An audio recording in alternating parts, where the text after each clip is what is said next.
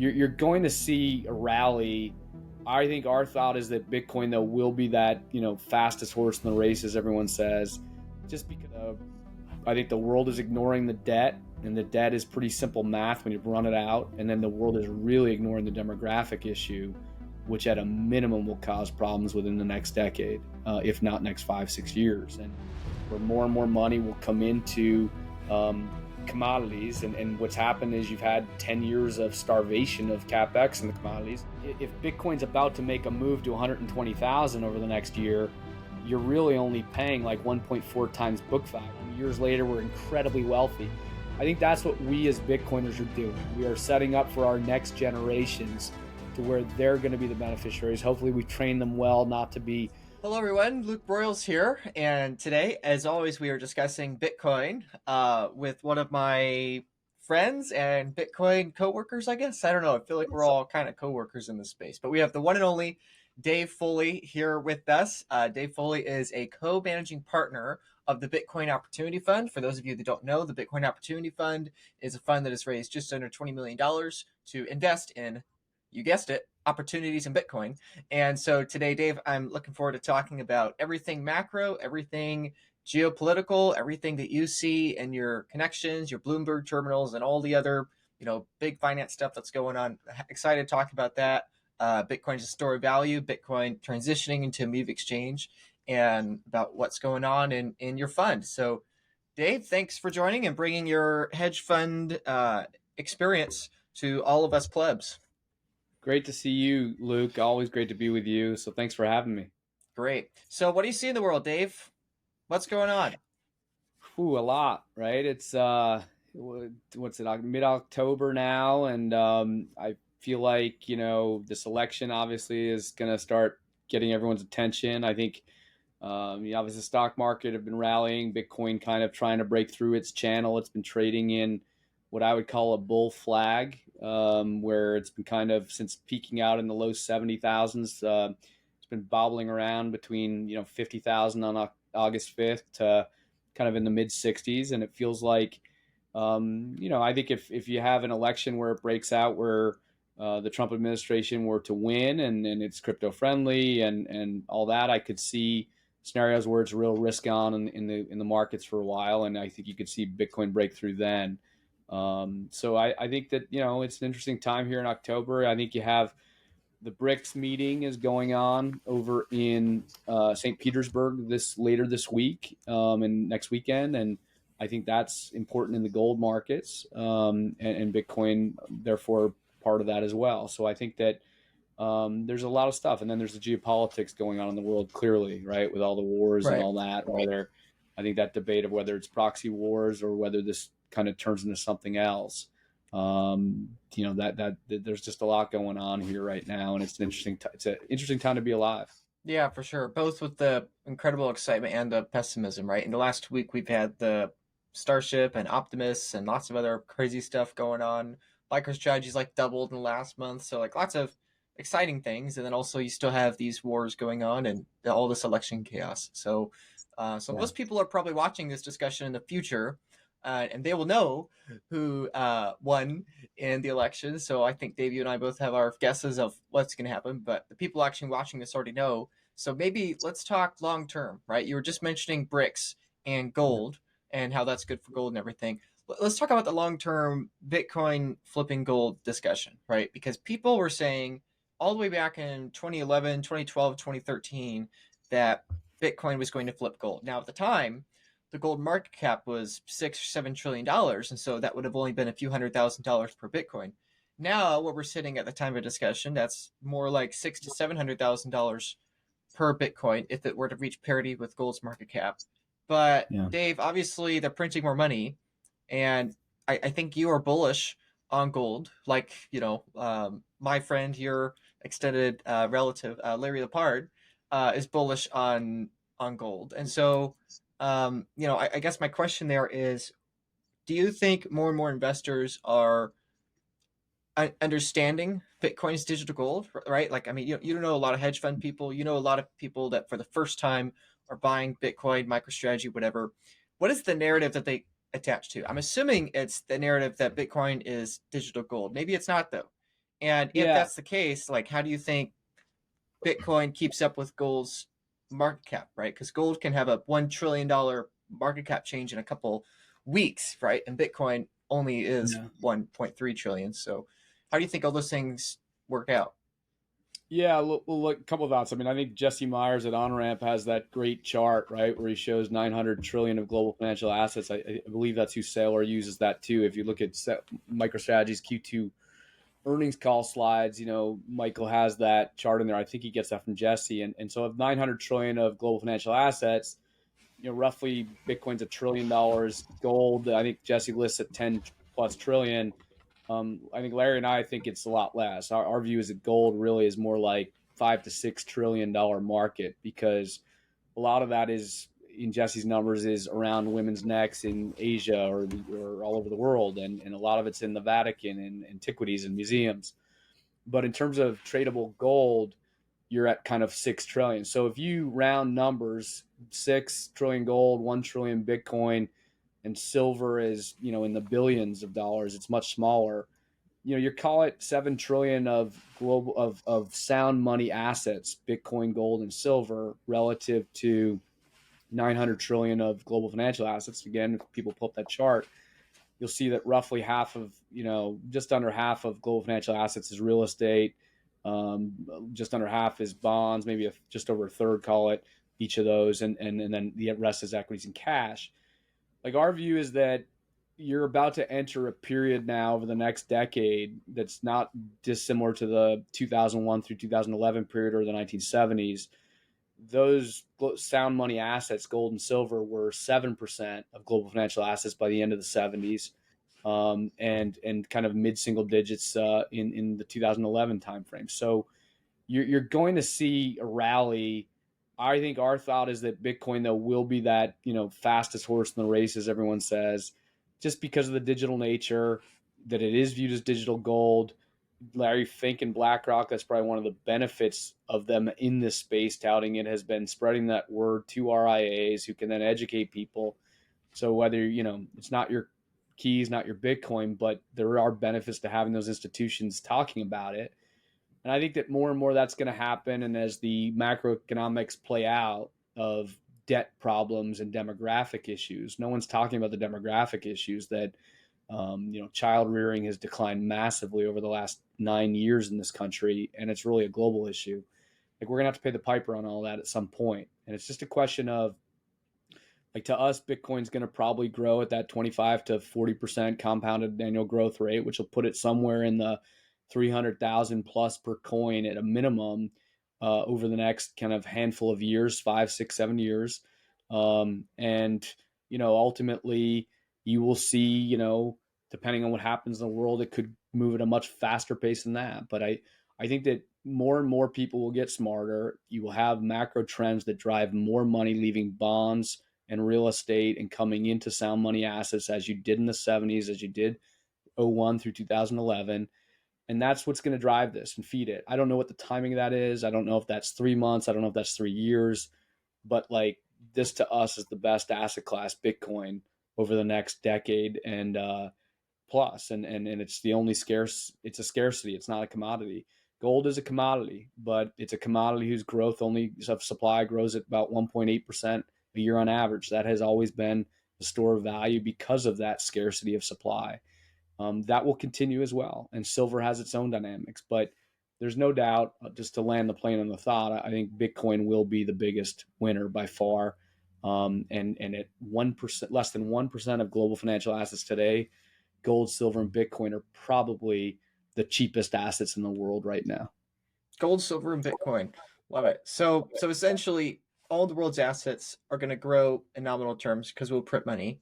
And you're saying gold and silver, you think, will eat a larger and larger share of those assets, and Bitcoin will eat a larger and larger share of those assets along with everything else. And so it's like, if everything's relative, it's like a turbocharge essentially. That even with Yeah. just minor, even if we only double, let's say, the price of global assets in the next couple decades, and even if the share, let's say, of gold and silver only doubles in the next couple decades, and Bitcoin's share only doubles as a function of that, I mean, that's still a dramatic rise in the value of Bitcoin.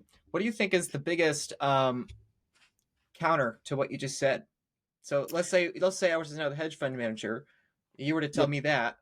What is the common response you would hear, right? Because I'm assuming the average everyday person, when people are telling their brother, or their coworker, whomever about it over the water cooler, they're probably not going to have the same disagreements as somebody in a hedge fund that has a different experience perspective. So, what is that Yeah. kind of pushback that you would get to that argument in your network? Yeah, and again, a lot of my ex-colleagues at different hedge funds in New York and Boston, I'll get calls all the time to talk about that, and it actually gets me bulled up on Bitcoin because I realize how early we are still. Like these guys, it's like they're warming up. They understand that there's an event here. They're listening, but they still don't see it.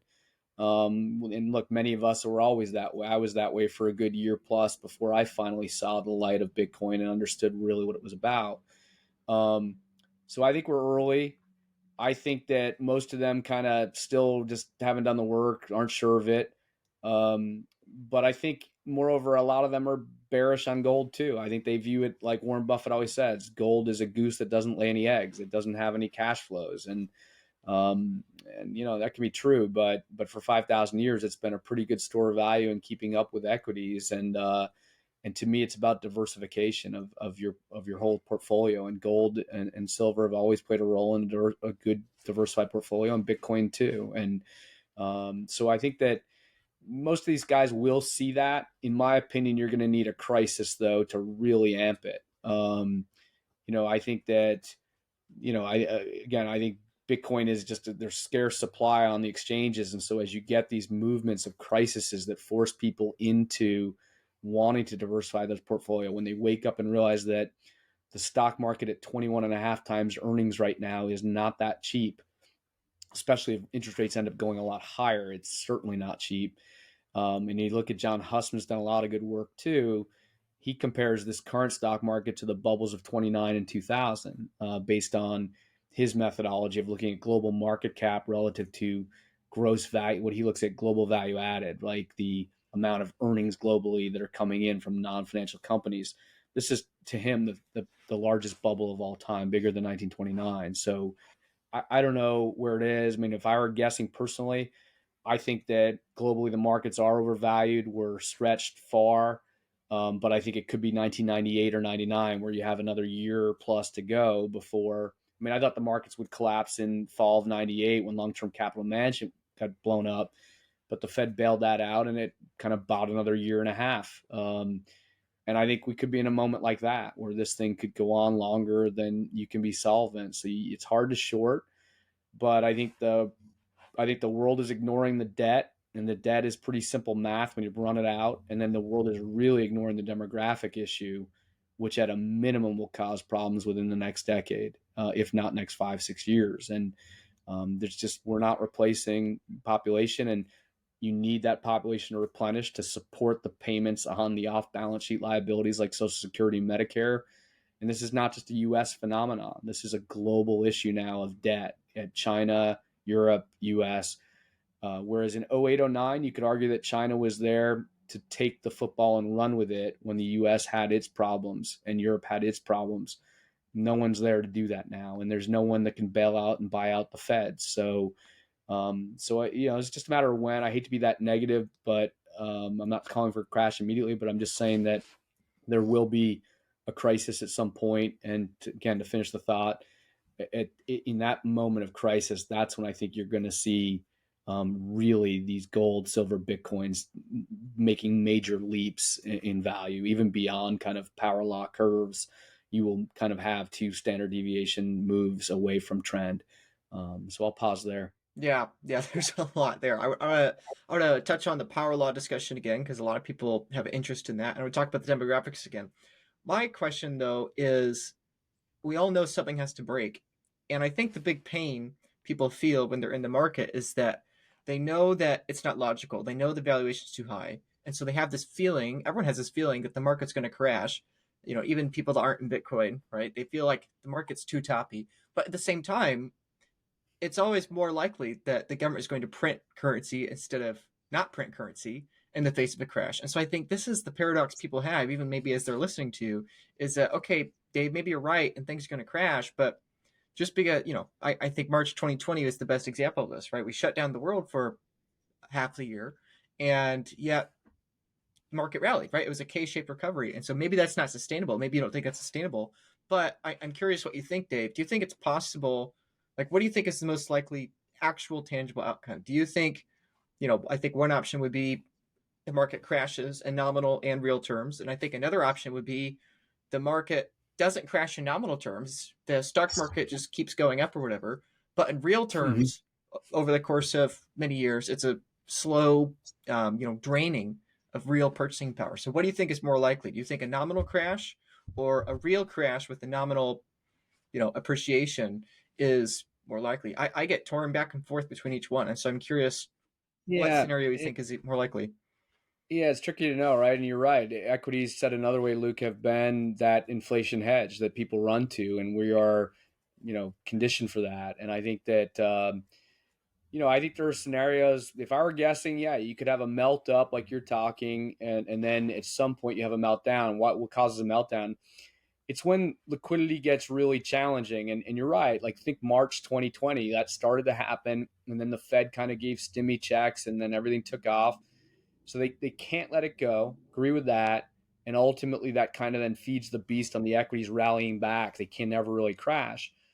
I just worry that on that next kind of, like Larry always talk about, that big print, you literally will have probably an eye-opening experience for Bitcoin and gold and silver, where that's that major catalyst that yes, equities will go up. For instance, in Venezuela during their crash of inflationary issues of the last 5-7 years, their equity markets were flying. So in nominal terms, you did very well. In real terms, if you were local, nothing really big, but It was the best like, yeah, performing stock market in the world, if I remember correct. yeah, Venezuela's, yeah, correct. nominally. So yeah, so I think you're right. I think it can play that way, and but I think that you're going to see more and more off ramps coming into the scarce assets of Bitcoin and gold, and that's why, again, I'm highly convicted at these valuations in the stock market, given the macro trends and given where we are as a percentage of global financial assets and the sound money assets. The money's going to come in to this space, and again, I'm happy to share a chart, but when I look at the commodity markets relative to the S&P 500, this is as cheap as it's ever been. And again, I'll throw commodities being gold and silver being the leading of that. You've had 10 years plus of starvation of capex in the supply of those assets. And again, I'll throw Bitcoin in there too as a store value commodity. But again, what's different about Bitcoin, and people realize that have studied it, like we have, Bitcoin's not a commodity though. Ultimately, it's a scarcity. Yes, the CFTC ultimately will regulate it, the Commodity Future Trading Corp, but commission, but it won't be. It's a scarcity. That's where it's just such a unique beast, and will be the mass winner out of all that as more and more assets migrate into Bitcoin. Now, I don't think that we end up in a world. Last point. I don't think we end up in a world where people are selling all their equities to come into 100% gold and Bitcoin. I just think you're going to see RIAs recommending 8% of portfolios in things like gold, silver, Bitcoin over time. And I think that's, I'm picking a number, 8%, and yet equities will remain a part of it. Bonds will not, though. I always hear Michael Saylor talk about Bitcoin kind of flipping gold, and I don't see as mutually exclusive. Bitcoin, gold never completely flipped silver. They took share from it for sure, but they weren't mutually exclusive. I think what gets flipped is the bond money. Ultimately, you're not going to have people wanting to go into bonds that aren't making money unless they're willing to let rates go to 12%, in which case there'll be a lot of money that would be interested in treasury bonds. But as we know, they can't do that because there's too much debt. So I'm long-winded. I got to be careful to answer your questions tighter. No, no, the long-windedness is good. Yeah, I think I'm glad you brought up the bonds again because I think that's really the underlying problem or crisis, right? People have their own debates about gold or silver or Bitcoin or everything else, but I think it's that fundamental demographic problem and the bond problem that's maybe the bigger picture crisis here. So you said you have a chart. If you still want to show it, I think that'd be great. People love charts, but then also, yeah, I think it'd be great to explore that bond issue and the demographic issue more because people have probably heard of both, but it's still useful to discuss. How can you get rich in Bitcoin? The fastest way is to share experiences with like-minded people and friends, because true wealth is not priced in terms of numbers, of dollars or sats, but in terms of the number of friends you have and the quality time you can share with them. Camp Nakamoto 2025 is an excellent opportunity for this. The event is a family-friendly Bitcoin retreat and think tank in New Hampshire on literally a private island. You get to spend 4 days with your favorite Bitcoin voices, and you will make a lot of high-quality, high-signal friends. We have a lineup of amazing, incredible, great speakers in Bitcoin, as well as ones yet to be announced. Myself will be there, as well as many other recognizable faces in Bitcoin, and a lot of other names that we're working on that are we haven't yet announced. So great speakers are coming, and typically you might get 5 minutes with one of these incredible speakers at another conference, in a passing book signing, or in a hallway. But at Camp Nakamoto, you get hours and hours with these people doing incredible activities. So you're not just getting to say hello to them, but you're getting to build relationships in community with some of the best minds in all of Bitcoin. You'll be doing amazing activities with these people too. Campfires, games, boat tours, hiking, swimming, fantastic food and meals, water skiing, water tubing, baseball, volleyball, kickball, wine tasting, cigars, a color war, music, water balloon fights, and so much more. It is truly basically like a very fun, family-friendly summer camp. And additionally to all the fun stuff, there will be daily think tanks and group discussions: how to grow your business, how to buy more Bitcoin, macro insights from off camera from some of the best minds in the whole industry, Bitcoin education, self-custody Bitcoin workshops, multi-sig vault workshops, and Bitcoin tutorials, plus so much more that I can't even fit into this little promotion here. If you are a family man looking for an excuse to go to a Bitcoin conference, but aren't able to encourage a family to go to some hotel room in some other big city, okay, this is a perfect opportunity for you to bring your wife, bring your family, bring your husband, bring your kids, and hang out. You can have Bitcoin events and think tanks in the morning, and then the afternoon be able to share time with your family in one of the most beautiful places in all of New England with some of the brightest minds in Bitcoin and their families as well. If you're a business professional looking to take your 7-figure business into an 8-figure business and beyond, bring your questions and insights, and some of the best entrepreneurs in all of Bitcoin will be able to guide you and can talk through what your ideas are, and we can brainstorm how to 10x your business. If you're just tired of going to Bitcoin events being, in a corporate setting with hectic and fast schedules, join us at Camp Nakamoto 2025. Slow down and actually get to know the people in Bitcoin, not just as personalities, but as friends. Bring your family member, your friend, your pastor, coworker, whomever. You might help them understand Bitcoin better by bringing them to this event. It might be much more along their speed, right? A lot less, a lot slower paced, a lot more relaxing. So no matter who you are, no matter what you're looking for, this opportunity will not last long. There are very few events like this in the world. As far as we know, this is the first Bitcoin event to ever happen on a private island. Very few people will have bragging rights of having attended this event, as literally it being a private island, we can't fit 10,000 people, nor even 500 people, okay? There are less than 100 tickets left available for this event, and they will go quickly. To compensate for the increasing demand of these tickets, prices will be increasing in the near future. So please secure your spot to Camp Nakamoto 2025 right now. The link is in the description below this video. You can buy a ticket there directly. Or check out my website, lukebtc.com, where you can join my Retire on Bitcoin community for future events. We've had wonderful events all around the world. Costa Rica, South Africa, all across the United States and Europe as well. And now we're having this event coming up too. By joining my Retire on Bitcoin community at lukebtc.com, you get first notice, ticket discounts, and secured premium seating at all of these events and more. So please check out campnakamoto.com, check out the link in the description, and check out my Retire on Bitcoin community at lukebtc.com to be updated on these wonderful events. I hope to see you there personally. Thank you for watching, and hopefully we'll see you on a private island in one of the most beautiful parts in all of America. So this one here again was what I was talking about on. Sorry, let me get to the share button here. Go for it. It's at the bottom. I think the demographic issue is one that is especially troubling because it takes so long to quote unquote fix, right? It's that, people talk about, oh, this and that, the market's going to be in a bear market for this many years, that many years. But if you have a generational problem that, that's going to take at least a couple decades to have new kids grow up and be productive, and and it's just it's very hard to reverse once it gets going. All right, so this Yeah, is commodity is that sector. yeah, exactly. Just looking at kind of again, back to 1970 on, and you can see how you have it's a classic roller coaster where you end up periods, as I said, where commodities have been underinvested in. In the 70s, we were short oil, we were short a lot of other commodities. You'd been underinvested in, and by the end of that era of the 70 to 80, you had a massive move in the commodity index versus the S&P 500. It trounced stocks.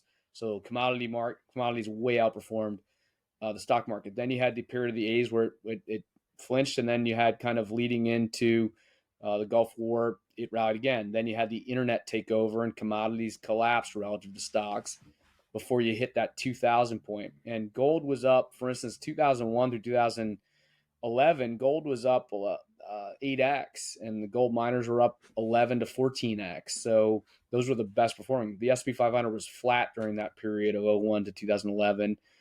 Here we are today, and this is the cheapest you've ever seen it because, since 2011, for instance, like gold and silver miners, there's been very little investment in the space. Any investment that has happened, they're finding a lot smaller reserves out there of gold and silver. And Bitcoin, in its case, again, if we were to lump that in as a store of value like gold and silver, again, it's preternaturally, scarce, where its supply is only growing at, just under 1% a year now, Bitcoin supply growth, and it's capped at 21 million. So it's a scarcity. It's not a commodity. But in that same bucket, you get these periods where it's been underinvested in supplies, and then you get, in the 2001, 2011, it was U.S. deficits along with a declining dollar. I would argue that we're driving kind of gold and commodity prices. Then I think it'll be that same thing. It'll be a macroeconomic debt-driven demographic issue where more and more money will come into commodities. And what's happened is you've had 10 years of starvation of capex in the commodities. But again, I think Bitcoin will be that leader this time as we lead out, and you'll have a period similar to that 01 to 11 period. So Yeah. I don't know. To me, this is probably the most interesting chart I see there, where I think that the commodity sector is the value investment. So I have a question regarding that chart. Do you mind pulling it back up real quick? Yeah, my question is regarding the new kind of commodity, right? And that would be attention. I think that might be a question some people would have, would be that, that chart you had, it really started to collapse, in 2009, 2010 or so. And yeah. as pretty much everyone in the digital age knows now, attention is incredibly important. Now, some people would argue it's a commodity, but it's, an intangible commodity, right? Kind of like Bitcoin. It's not like gold or silver, but it still takes energy to produce because, humans spend time when they're watching a screen, right? And so I guess my question there would be, do you think maybe perhaps it's not, and again, I'm just being devil's advocate here. Do you think maybe it's that, we've seen such an explosion in the tech companies and that's warranted because this is not like any other kind of tech in the past, right? That, the tech bubble 2000, tech wasn't nearly as sustained, let's say, as it is now. And so maybe it's justified. What would you say to that? So just so I stay with you, Luke, are you talking about like AI or blockchain or both? No, I'm talking about like smartphones, right? Like the iPhone came out in 2009. These megacorp internet companies have exploded, and I'm suspecting that the Magnificent Seven rallying over the last decade or so is a big part of why we're seeing this line just taper off from 2010 onwards, right? And so Yeah. do you think maybe this is justified because the internet companies are so much bigger, more powerful now than they were in 2000, or do you think it's a moot point? Yeah, I think it's a great question, a great point too. That what you're describing, I would argue, is that the SaaS economy took over, right? Software as a service, where Salesforce.com and then we'll get into NVIDIA in a second. These were real cash flowing businesses, and the whole financialization of the world in American markets and the SaaS software cloud type businesses could make massive amounts of money. They think e-commerce, where companies like Amazon, putting the AWS side of it away, although that is cloud related, they could make fortunes. Companies like Wayfair could sell furniture online It put all these mom and pop furniture retailers out of business. So there's no doubt you have that. But I think the second point is, in my opinion, the world is cyclical, right? Debt cycles and then debt busts, like Dalio's talked about. You have periods where we underinvest in commodities and then overinvest in them, and they crash, and then something else, the puck goes to another corner where technology then triumphs over the last decade. What I observe here is just, I think we're just at one of those cyclical troughs where again, when I look at gold and silver, it's been underinvested in for 10 years. When I look at Bitcoin, it's new to the game. We're in the early innings of the ball game where people don't even understand it yet. We think that it's later, and it's certainly not the national anthem, but it's not the third inning. I think we're still in the early innings, and I think that what will happen is the macroeconomic events that will transpire with those debt cycles will force a movement into sound money assets or hard assets that have been underinvested in, i.e., these become scarce. We haven't invested enough in, copper field. We haven't invested enough in power, right, for AI's economy. And so I think that there's nuance around that, like Bitcoin mining. We can talk about whether the challenges around cost of power because AI is soaking so much of that up. Like that's a real challenge, and that will create issues. But I think that I'm being long winded, but I think that what I observe is that your margin of safety is built in vis-a-vis 10 years of underinvestment and just how cheap this is relative to stocks. And I think that ultimately you're going to see things transpire that create more pricing power for these scarcer assets. Yeah, great point. So can we talk about that longer debt cycle? You already mentioned demographics. You already mentioned how stock valuations get crushed if interest rates trend up in the coming decade or two. But can you expand a bit more longer term? Like, what are the options available to the Treasury and Fed? What do you think of the options are going to pursue, and what can we learn from history, both in American history with the two central banks that we had before the Federal Reserve, and maybe even beyond American history in the past? Like, what do you think is most likely for the next couple decades? Yeah, so why don't we start from the spectrum of what can go right for the United States government and what then can go wrong. I think what can go right is, if they make really great policy choices to start subsidizing, you think about Roosevelt in the 30s, right, where he's, history books kind of will say, oh, he, did the New Deal and did, things like, the Tennessee Valley Authority and kind of fiscal projects that gave great return on invested capital from those government expenditures. I think if the U.S. did that type of decision making around things like nuclear and AI and was thoughtful about it and not wasteful about it, i.e., not going to wars that are unnecessary, that just cost human lives and just build parking lots in places, and when we bomb it, that's not productive use of capital. And I think can they get those things right? Could they come and actually start means testing wealthy baby boomers to pay down deficits and get them narrower?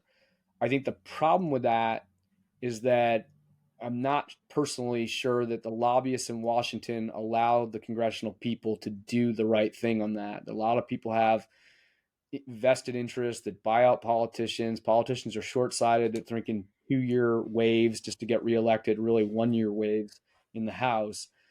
And I think it's just been so bastardized, the Washington system. So I don't have a lot of hope that they'll do the right thing, but there are ways out where they could do that and kind of rein in the fiscal expenditure. What I worry about as we move toward what could go wrong, I fear that it's too late. You've got over 100% debt to GDP now versus 1970s. We were at 38% debt to GDP when Volcker was trying to solve problems and Washington tried to rein in its budgets. But it's just tough now. And demographically, this is really hard. Like, we don't have, go west young man type country where people can kind of move out to the west and develop a new frontier or get more efficient. So there are ways out. I just think the probabilities of doing that and them sticking the landing are low. I think then what can go wrong is, again, I think we run into a demographic cliff. I look at the world and I see nothing but leverage. We haven't even talked about the off-balance sheet leverage of Social Security and Medicare. that really come home to roost here over the next 5 to 6 years. As Druckenmiller's always talked about, by 2030, this gets to be really hard actuarially when you look at kind of the aging boomer and all of the off balance sheet liabilities that come to fruition. You can't kick the can on those anymore, said another way at some point.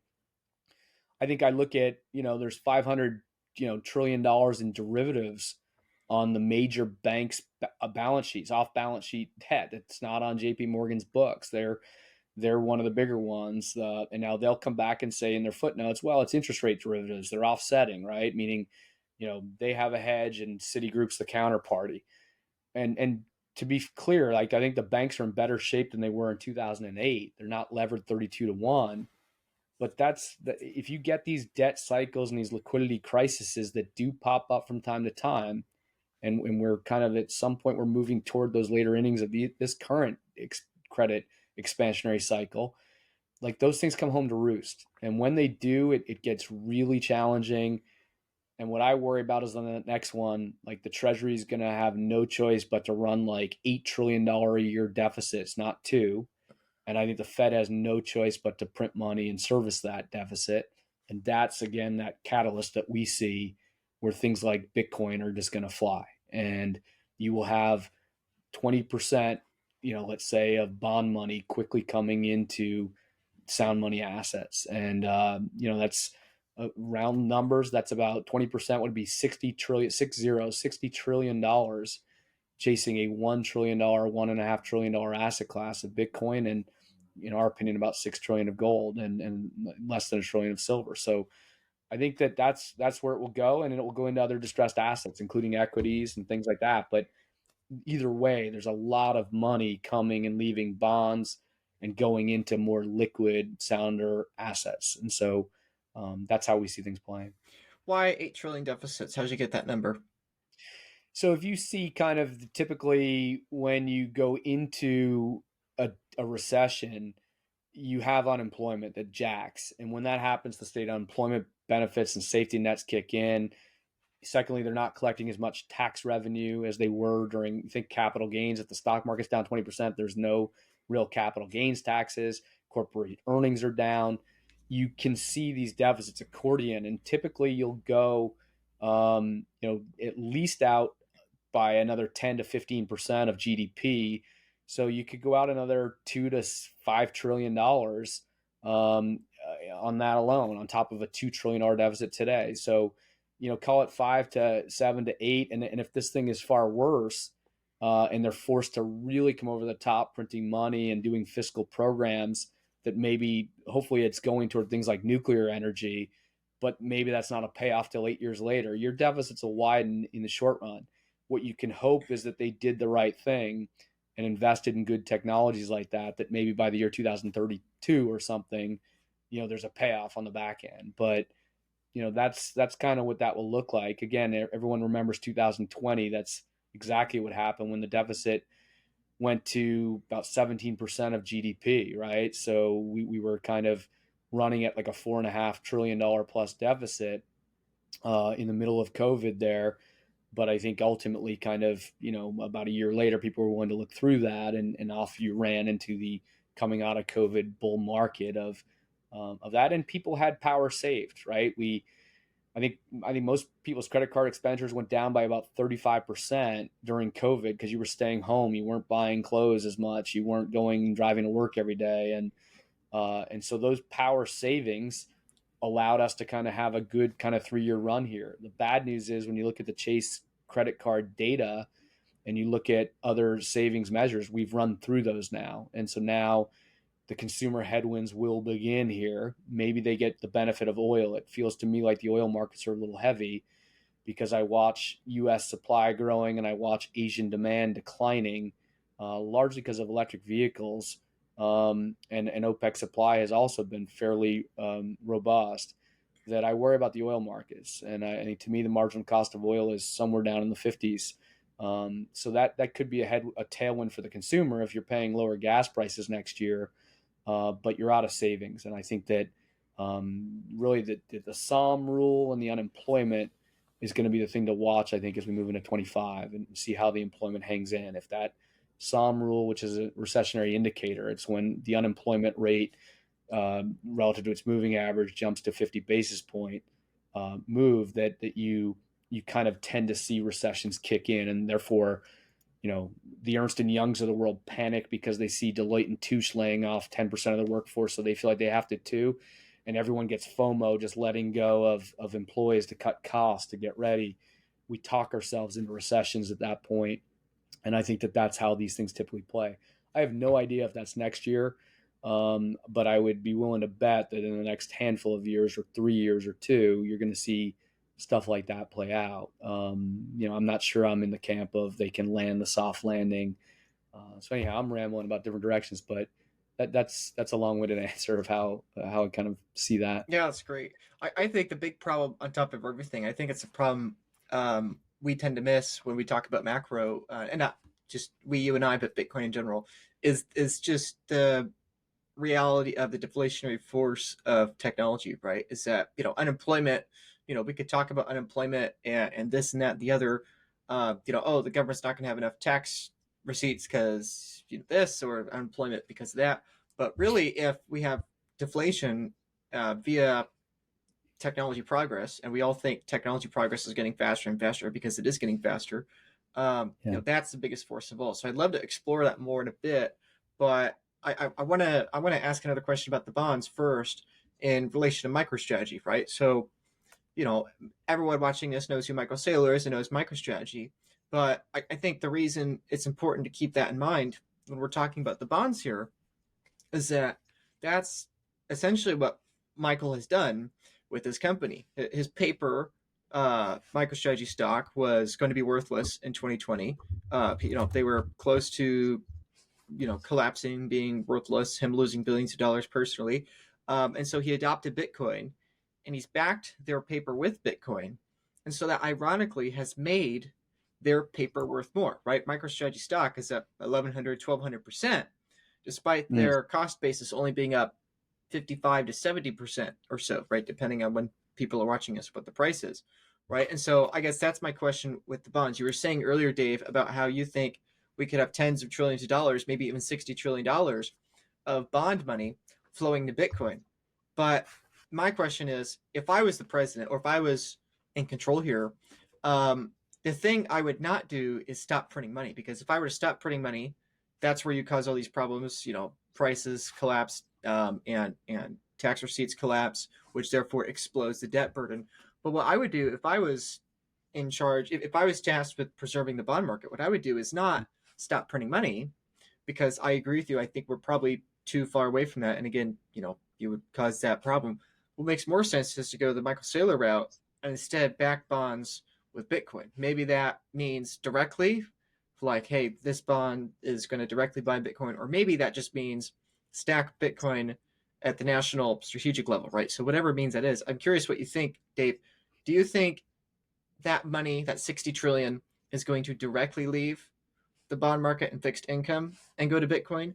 Or do you think it's going to maybe be incentivized to stay by the government stockpiling that Bitcoin on behalf of the bondholders? Or do you think it's some mix? If it's a mix, where on that spectrum do you think it is? Yeah, so obviously when we were down in Nashville, and there was that rumor of hey, Trump and them, because RFK said it, that eventually he would want to have U.S. Treasuries backed by some modicum of Bitcoin, right, to give people faith that, hey, I'm willing to buy this Treasury bond because I know there's some inflation protection in it because it's backed partially by a scarce asset like Bitcoin. Now, RFK talked about that. Trump did not. I could argue that people were a little bummed out after Trump's speech. It felt like it was more pro-crypto versus RFK's was definitely more pro-Bitcoin. I to answer your question, like, I think that you look back at like Smoot Hawley in the late 20s after the 29 crash, and I think politicians, like, I was always shocked that Kamala and Biden and them were talking about like price caps and the grocery stores. Like, you think these people would learn their lesson from the 70s, but we kind of, these politicians backed by lobbyists, I would argue, we make a lot of policy errors. And, for a while there, Bernanke was the hero, cover of Time magazine, because he studied the Depression. His whole thesis was that The mistake the U.S. made in the 30s, rather, during the Depression, was they didn't print enough money at the Federal Reserve to support the system on things like quantitative easing, and the Depression went on longer. And he was a real hero because he prevented the system from collapsing in 08, 09. And you remember at Time Magazine, all that. I don't know. I mean, we could argue, is he a hero, or did he create a massive inflationary bubble that has created wealth gaps in this country, destroyed a middle class, and has Democrats and Republicans and Americans at each other's throats? I don't know. These people think in short-term ways without considering second and third derivatives. So I as a backdrop, I think that, someday, somewhere, we could see that Bitcoin-backed treasury bond to entice people to come in and want to buy it. Or, and probably you'd have to do that because you can't let interest rates go to 12% because we've got so much debt, right? So in other words, if they're trying to fund $7 trillion deficits, theoretically in 1979, you just take, a treasury bond up to 16%, and suddenly there's a lot of demand. You have Asian pension funds that want to buy it, or U.S. pension funds.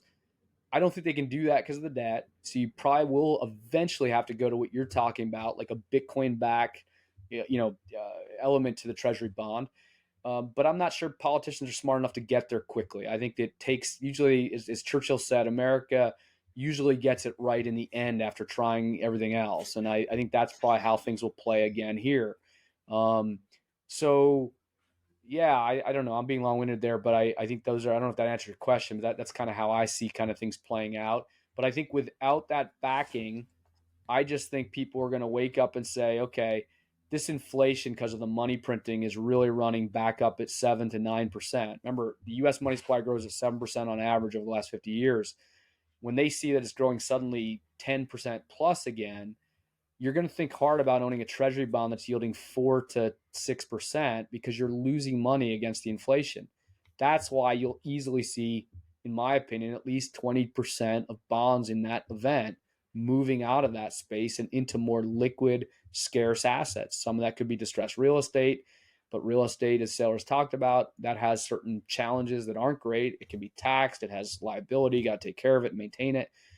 Bitcoin is a digital gold, just like gold is, that you can buy in an instant on your phone and you can move in and out of it. It's incredibly liquid, unlike a piece of real estate. And so in those moments of fiscal crisis that happen over several years, that's what I expect to see happen. And so I think you're right. Probably in year 3 of that crisis, someone will wake up and figure out, hey, that idea that RFK had, that Brian Estes probably, published in his head, of RFK's head, to say, look, to have a Bitcoin backed bond, have as a strategic reserve asset, something like that will materialize on the other side. That's where, God knows what price Bitcoin will be at that point in time. It'll be a hell of a lot higher than this. Yeah. So let's say you're right. Let's say 20% of the bond market, which is 60 trillion. If that were to be chasing these finite assets, I mean, that would be pretty dramatic, right? Even if just 10% of that 20%, which is $6 trillion, is chasing Bitcoin, it's not like $1 coming into Bitcoin equals $1 increase in market cap. What do you think a logical multiple would be? Some people say it's as low as 2 to 4. Other people say it's closer to 80 or 100 even. So, Dave, let's take that maybe theoretically here. If 20% of that bond market, 60 trillion, were to enter these liquid assets, and let's say a mere 10% of that, which is 6 trillion, were to chase Bitcoin, do you think in that kind of scenario, with that 6 trillion chasing the last couple of million Bitcoin, do you think that's a 3 to 1, 10 to 1, 100 to 1 multiple? And like how, at what point will we know what that number is if you don't know what it is now? Yeah, I think it'd be a stair step, right? Meaning it'd be a multiplier of, pick a number like 3x for the first kind of $100,000. Then I think what'll happen is you'll have hedge funds that are looking at technical analysis, things like power law, and saying, okay, Bitcoin's price has moved 3 standard deviations above trend line at this point on the timeline. Therefore, I'll sell some there.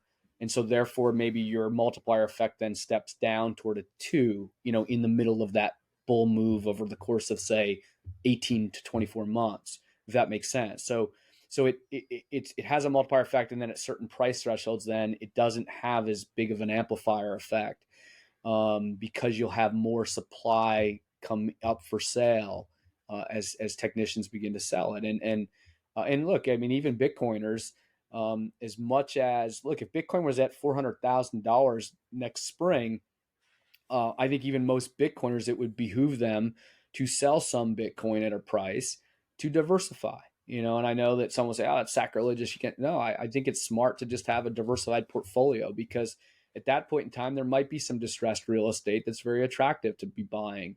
There might be other equities that are knocked down on their back, that are trading at 9 times earnings, that are probably worth 14 to 20 times ultimately.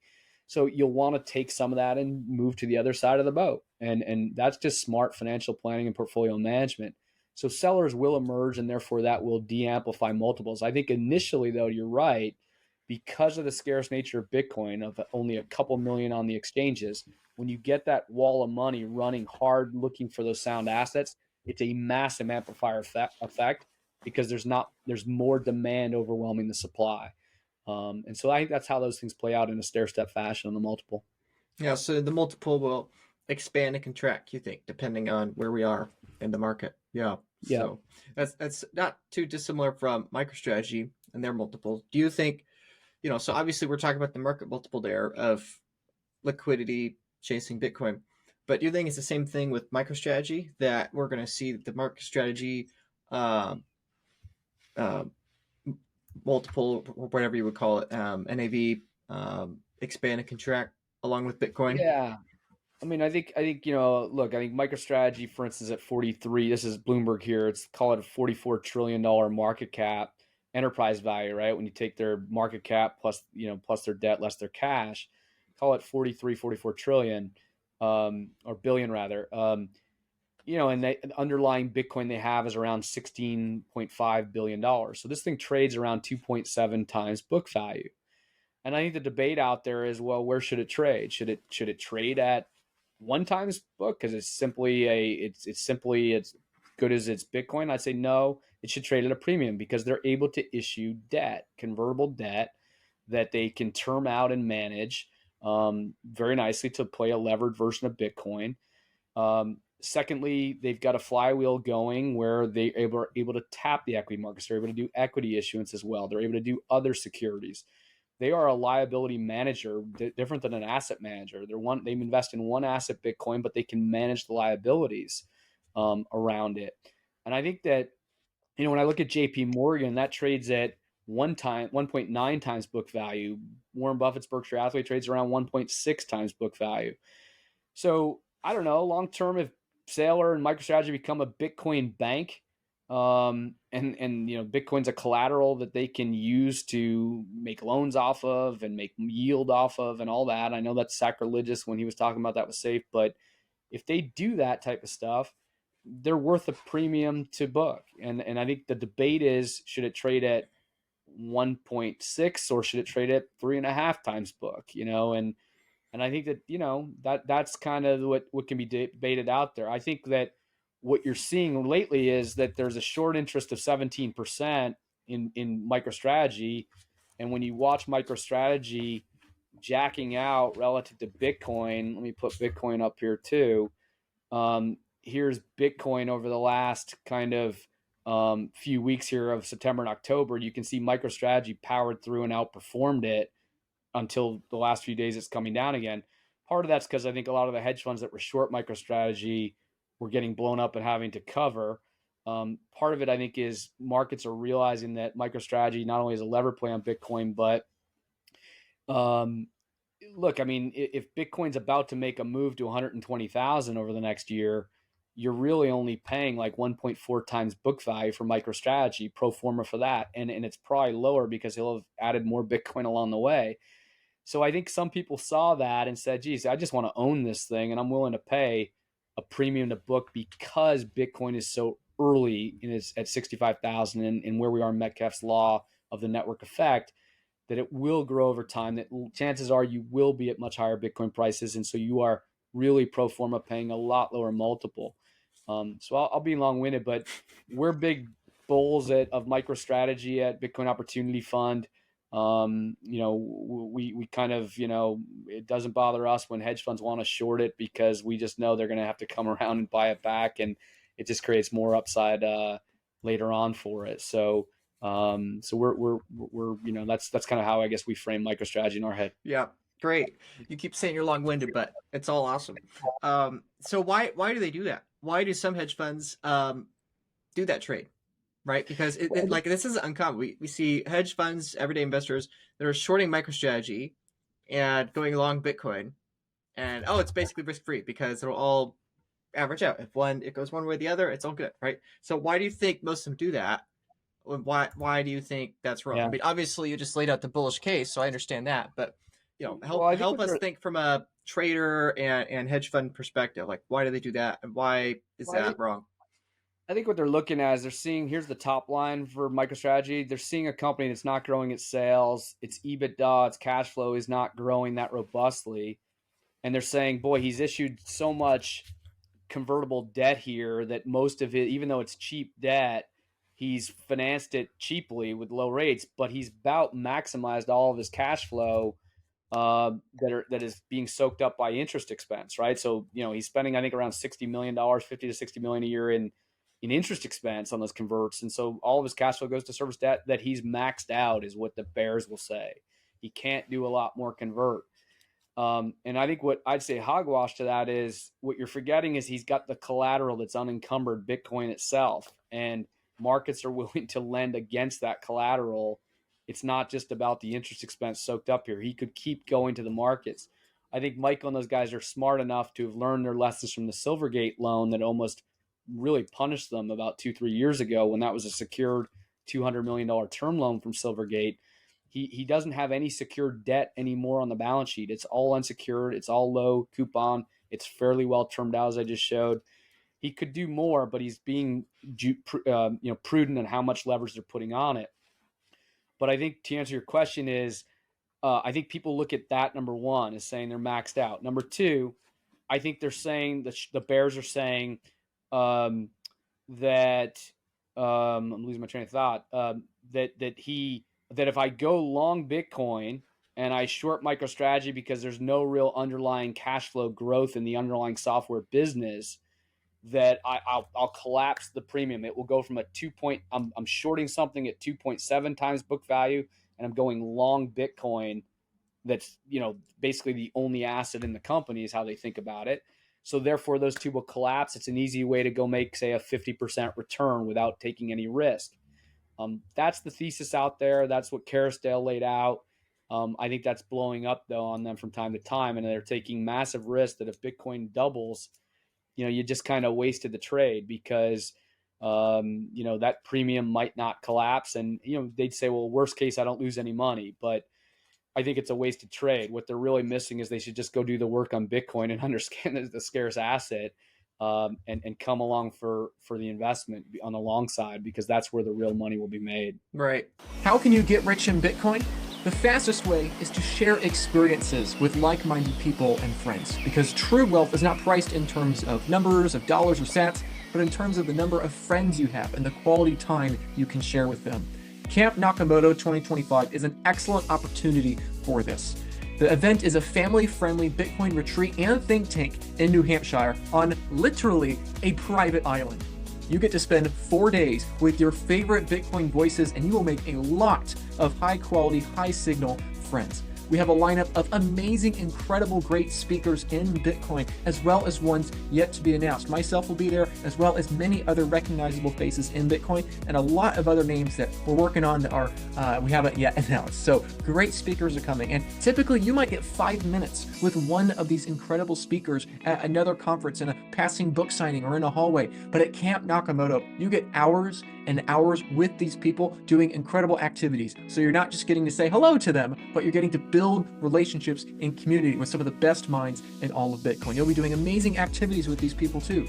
Campfires, games, boat tours, hiking, swimming, fantastic food and meals, water skiing, water tubing, baseball, volleyball, kickball, wine tasting, cigars, a color war, music, water balloon fights, and so much more. It is truly basically like a very fun, family-friendly summer camp. And additionally to all the fun stuff, there will be daily think tanks and group discussions, how to grow your business, how to buy more Bitcoin, macro insights from off camera from some of the best minds in the whole industry, Bitcoin education, self-custody Bitcoin workshops, multi-sig vault workshops, and Bitcoin tutorials, plus so much more that I can't even fit into this little promotion here. If you are a family man looking for an excuse to go to a Bitcoin conference, but aren't able to encourage a family to go to some hotel room in some other big city, okay, this is a perfect opportunity for you to bring your wife, bring your family, bring your husband, bring your kids, and hang out. You can have Bitcoin events and think tanks in the morning, and then the afternoon be able to share time with your family in one of the most beautiful places in all of New England with some of the brightest minds in Bitcoin and their families as well.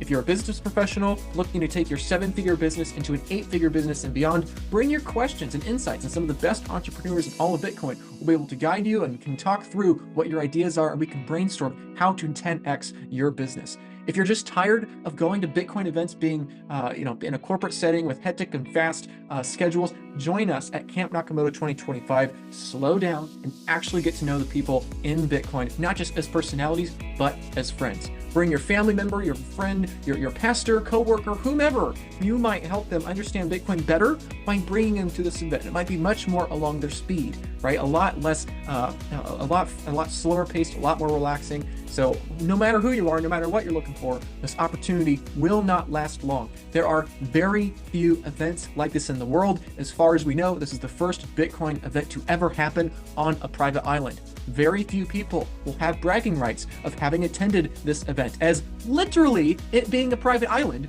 we can't fit 10,000 people, nor even 500 people, okay? There are less than 100 tickets left available for this event, and they will go quickly. To compensate for the increasing demand of these tickets, prices will be increasing in the near future. So please secure your spot to Camp Nakamoto 2025 right now. The link is in the description below this video. You can buy a ticket there directly.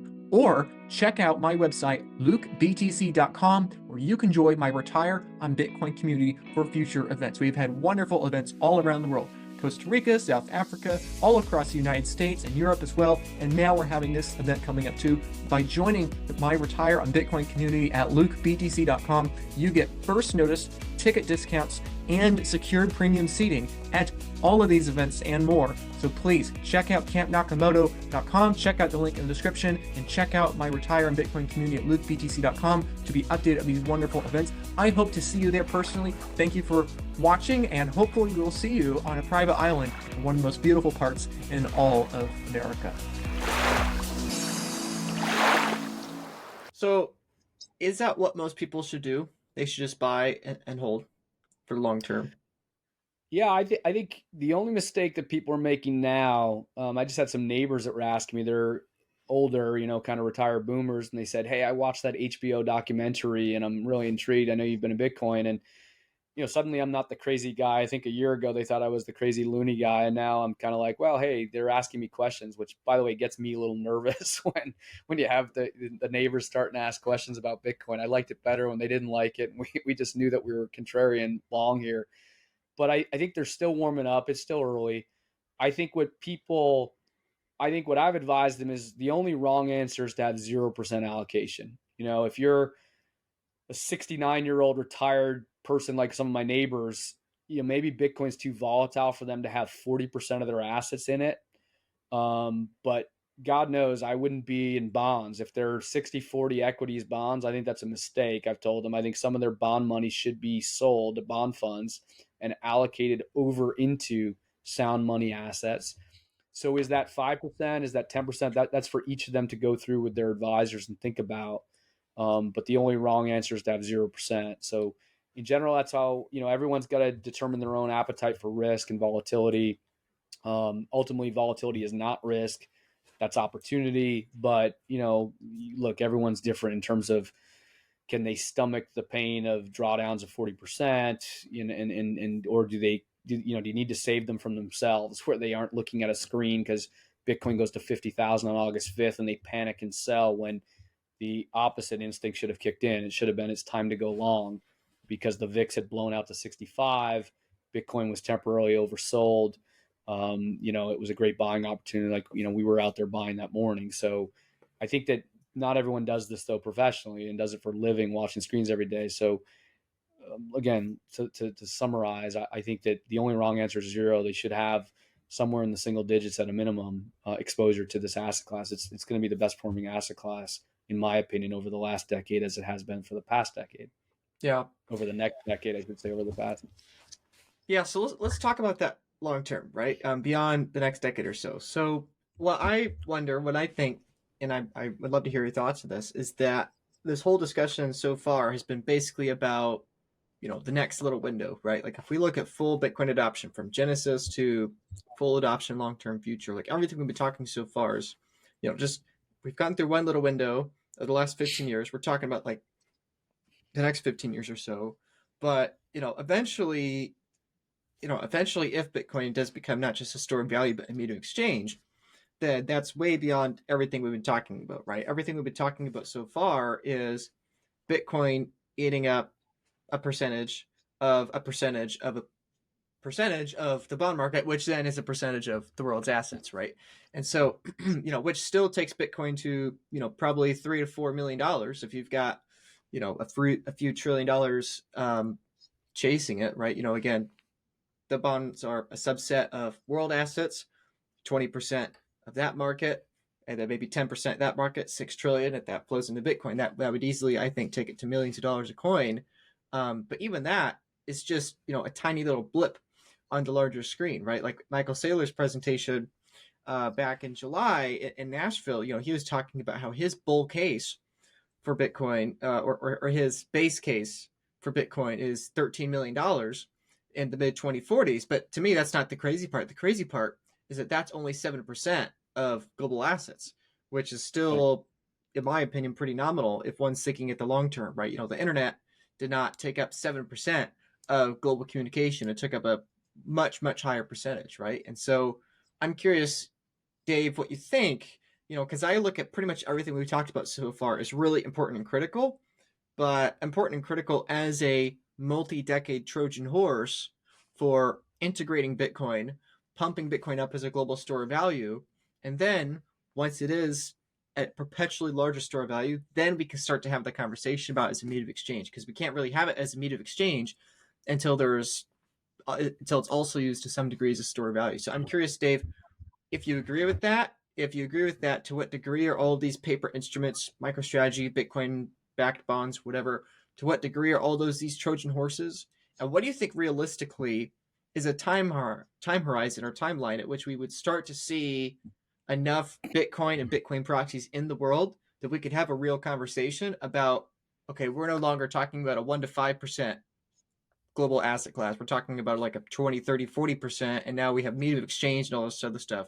Like, how do you view that long term? Obviously, the error bars explode dramatically when we look that far, but I'm curious what you think.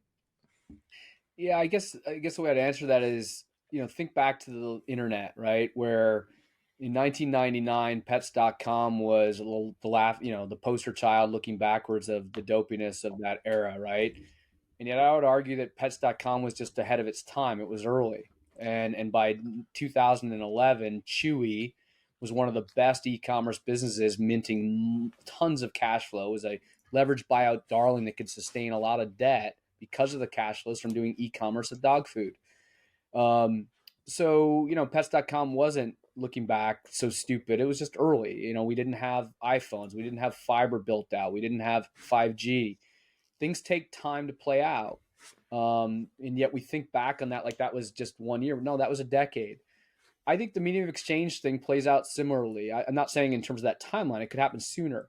But let's look at it today. Bitcoin, I think, has established itself as a digital store of value, digital gold.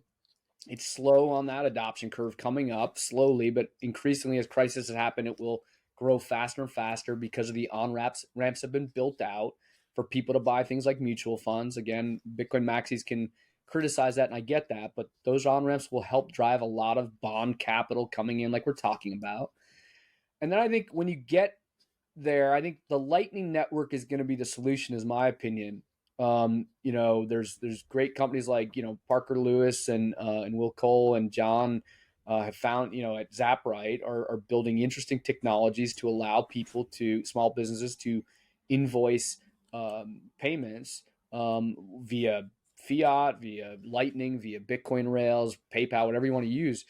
But that type of technology will allow people to set up business shops to be taking payments in Bitcoin or through the Lightning rails or if people want to use a fiat credit card, they can.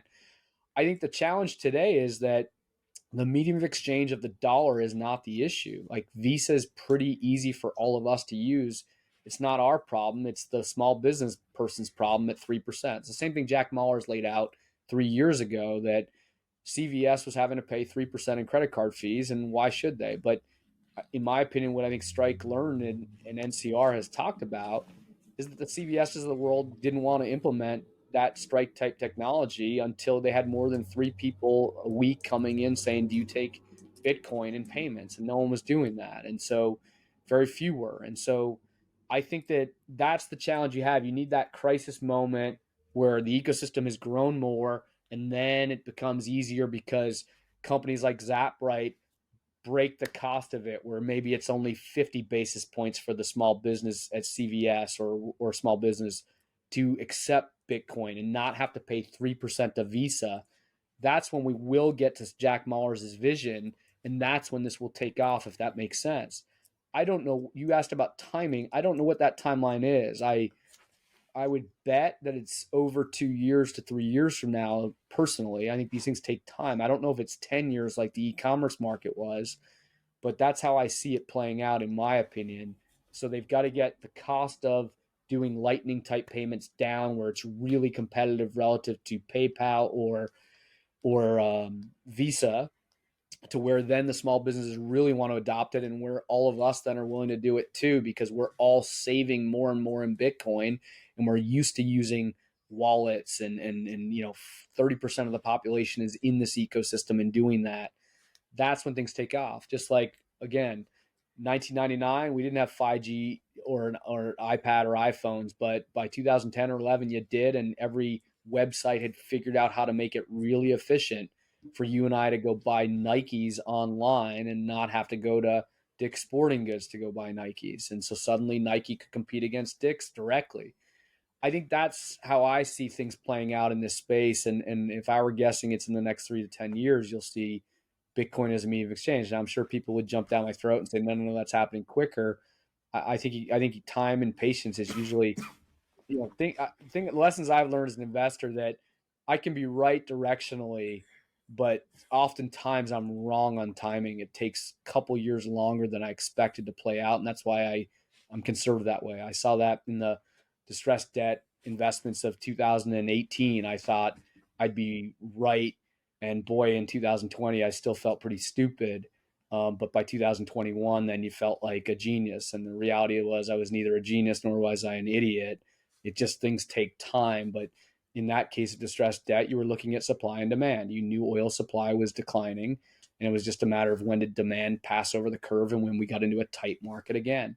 Again, supply and demand drive all prices of everything. That's why I'm bullish on silver, gold, Bitcoin. I think I see supplies declining of all those so many assets, and I see demand only growing because of the macro backdrop. That same thing played out in oil.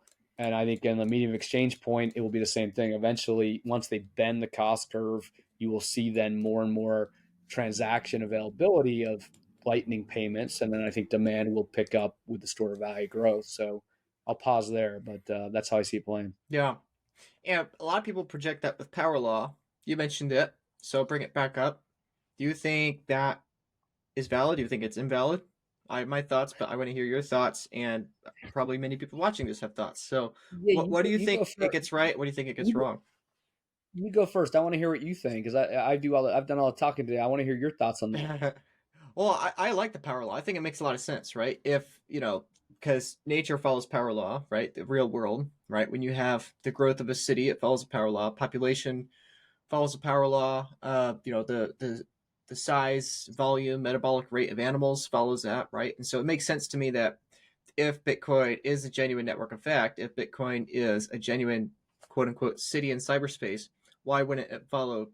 Why wouldn't there be similarities to a city in analog space, right? And a lot of people that are pro power law would correctly point out, I think, that exponential curves are not sustainable. They aren't. You cannot have exponential growth of a population. You can have a power law growth, which in a specific time window looks like an exponential, right? Maybe on a couple year, decade timeline, but you can't just double the population of a city in the same time iteration forever. It just eventually it doesn't work, right? And so I think there's a lot of merit to it. My problem or my concern with it is that if we're pricing the power law in terms of an exponential currency, I think that's where that starts to break down, to where eventually the power law does break because we're pricing it in terms of an exponential, right? And I think the main argument against that would be that Bitcoin hopefully makes the currency less likely to break. And I do agree with that. I think Bitcoin will extend the life of the dollar, actually, in the same way that Bitcoin has extended the life of El Salvador's paper or Michael Saylor's paper, right? Microstrategy would have already been dead for 3 years at least if they didn't adopt Bitcoin. So I think Bitcoin adoption does slow the rate of the exponential decline of the dollar, but I don't think it stops it. Like at some point, the dollar will not be around. Maybe that's in 1,000 years, maybe that's in 50 years. But I think that when I look at Bitcoin priced in terms of housing or oil or gold, it follows the power law, and that makes a lot of sense to me. Pricing it in terms of dollars makes less sense to me. So I do think eventually it does break to the upside nominally. But I think in real terms, it's interesting. Now, my big problem with it is that a lot of people want to trade based on the power law. And I don't know if that's a good idea, because let's say, for example, Bitcoin were to go to $500,000 at some point this cycle or another cycle. And let's say folks say, oh, $500,000, it's destined to crash 60, 80%, whatever. And kind of like we were saying before with the stock market, maybe it does in real terms, right? Maybe in terms of gold and housing, it does. But in nominal terms, maybe it doesn't, right? Like maybe in nominal terms, it only falls 40%. And that's not so bad. It's still 40%. That's still a lot. That's almost half. But when you factor in the time, effort in determining good timing, and when you factor in taxes and everything else, basically every additional amount we print, it makes the trade all the more or less convincing, because taxes have probably gone up, capital gains have probably gone up, and it probably gets only more difficult, meaning you have to probably invest more time to determine that. And so that's kind of my thoughts on it, that I like the power law. I think it makes a lot of sense, especially in real terms. I think in nominal terms, when you're pricing in terms of dollars, it eventually breaks to the upside. And I think, therefore, if you are trading between Bitcoin and dollars, I think every cycle is only going to get more. It is going to be an increasingly bad idea, let's say, every cycle, I think, to trade Bitcoin for $4, right? The metaphor probably like to give is that in Manhattan, that where are we, if Bitcoin is digital Manhattan, right? As many of us, myself, you, Dave, and Michael Saylor would all say, Bitcoin is digital Manhattan. I think a lot of people dramatically underestimate how early they are to that. If we were going just strictly based on percentage adoption of future population, we're somewhere in like the 1630s, 1640s Manhattan. We're still called New Amsterdam. We're not even called New York yet, or New York City. The majority of the island is uninhabited, right? In the same way, majority of block space or coins are just sitting there. So I think we're very early to Manhattan, so early that we don't even know what to call it. Nobody's calling it New York yet. We don't even know what country we're going to end up in, because we're still a colony controlled by the Dutch. And so the reason I say that is that I think it's akin to saying, oh, Manhattan is going to follow a power law, and we're going to price that power law in terms of the Dutch guilder. I don't know if that's a good idea, right? Like, I think even if the city is a power law, and I think it very well is a power law, it very likely is, the problem is that if you're pricing in terms of the Dutch guilder, you're forgetting that, the Dutch are going to, write off half their bonds in a few decades. The British are going to take us over for 100 years, and then we're going to have a revolution, and then we become America, and then we have another couple of centuries of growth, right? And tech wise. And so anyway, that's just my thought. Is that I think power law is pretty compelling, but I think pricing it in terms of dollars is like pricing Manhattan in terms of guilders, and I just think that like at Yeah. some point that will not hold up. Right? We're in 1630s Manhattan. Maybe the guilders around all the way to 2024. Maybe it's not. Maybe we have, maybe we have another few decades. But anyway, in Bitcoin world, it's that if power law is true and Bitcoin adoption, let's say like full Bitcoin adoption takes maybe 80 years, which I don't think is that absurd, right? The internet's going to take about, 60 to 100, right? To go from like the early internet days in the 1980s and 90s to full internet adoption, that's going to be mid 21st century, right? We're only at 60% adoption today, and so if Bitcoin's going to take over half of a century, we're already 15 years in, that's great. But, what happens if, the dollar at some point doesn't become the predominant one, right? It's not like Bitcoin magically is 100% adoption in 30 years just because the dollar is not the unit of account anymore. So anyway, now I'm Wait. being the long-winded one, but that's my perspective. Is No, that I think that's a great point, yeah, Luke. That just in reaction to some of that is I love that point that I think Geo and Fred Krueger, for instance, who has done a lot of, at least for me, called it my attention to power law initially.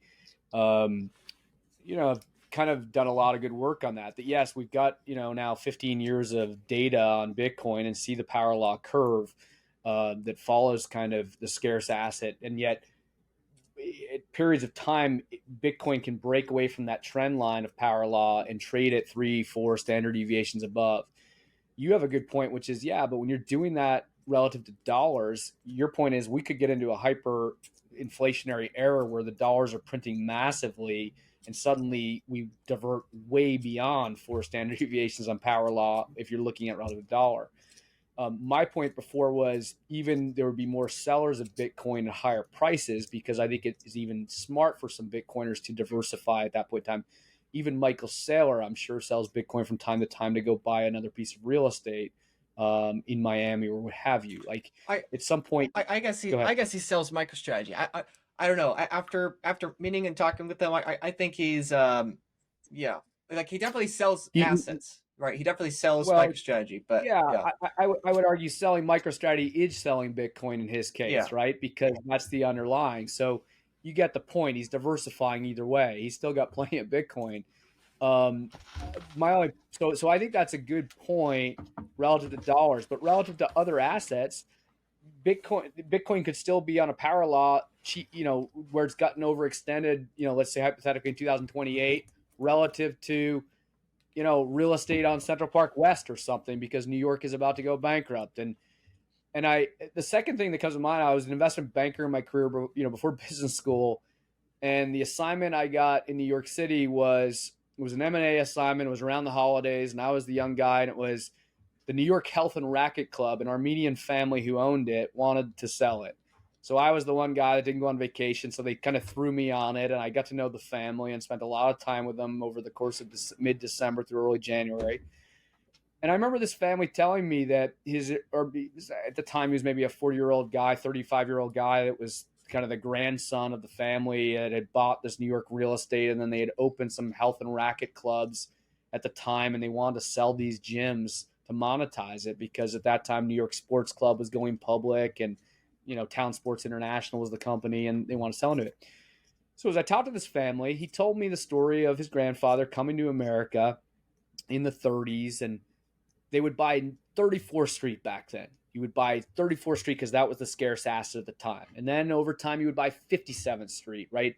In the travails of the 70s when Manhattan almost went bankrupt in the mid 70s, late 70s, and then they even bought Central Park West. And I remember it was so cool. I'd go to this guy's apartment on Central Park West, and it was gorgeous. And the guy had like 15-foot sailings, and he even put his basketball hoop in his living room. And I thought, this is the best. I was shooting baskets with the guy on New Year's Eve in his Central Park thing when I had to drop off some documents to him at 5 o'clock. And so the point is digital Manhattan was scarce.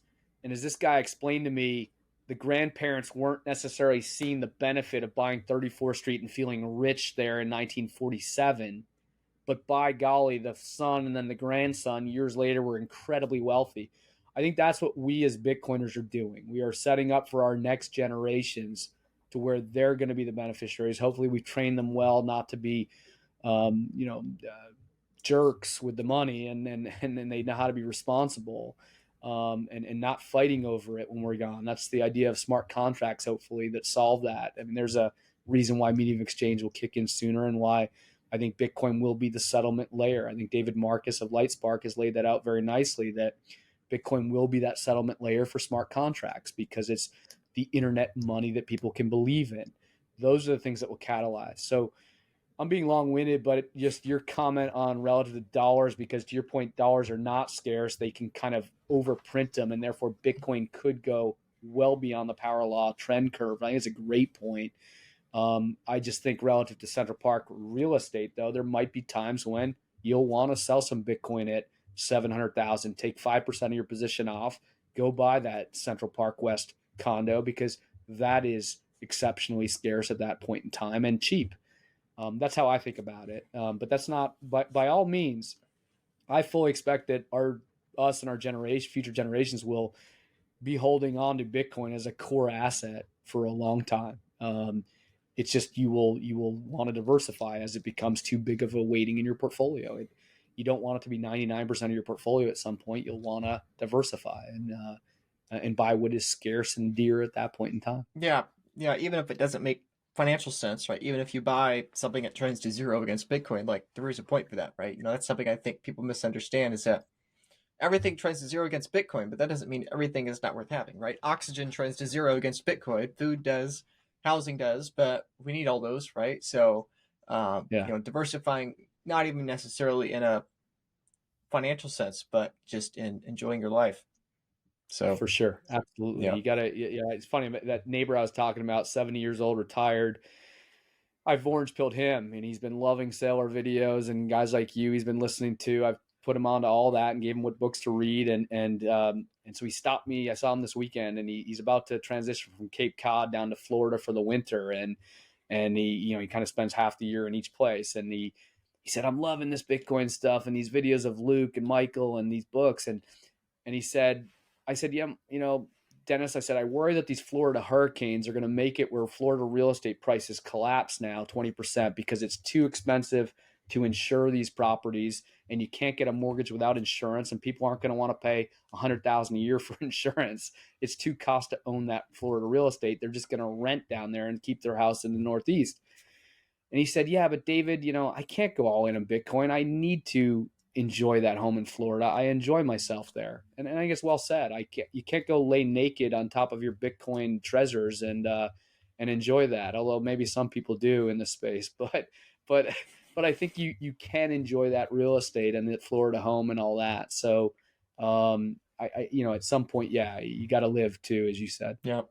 Dave, thank you for your time. Appreciate it. My pleasure. Thank you, Luke. Yeah. As we wrap up here, let's talk about enjoying a little bit.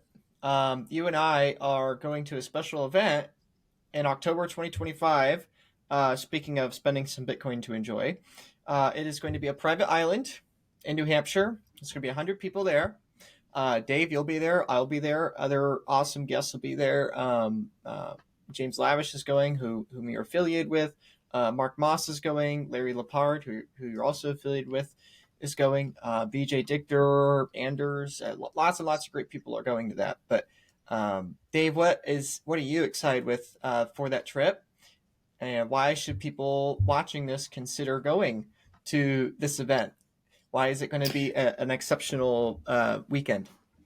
Yeah, several reasons. I mean, the mass adoption folks who've started kind of running the Northeast kind of Bitcoin groups, the preeminent ones up here, they are the ones who've organized this. Jeff Kassler, among others, is one of the leaders of that. It's just exceptionally good people that run it. They bring in great people like Luke to come speak. That's where I first met Luke when he came up to Massachusetts to speak at one of their events. They organize great programming. They're great people.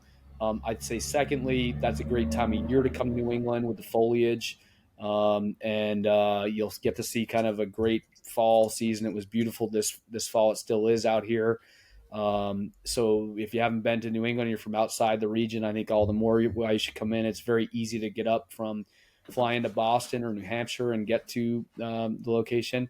And I think it's just a very enjoyable place. It's a beautiful place where there'll be a lot of great conversations, intimate, a lot of activities to do from canoeing to kayaking. As you look at the foliage, it's a very peaceful time. It's not dissimilar to some of the great events that other Bitcoiners host out in Park City or Montana from time to time, where you kind of meditate, reflect, and talk with interesting people. And so, yeah, good people, good event, and a beautiful time of year to visit New England would be my bullet points. Yeah, great.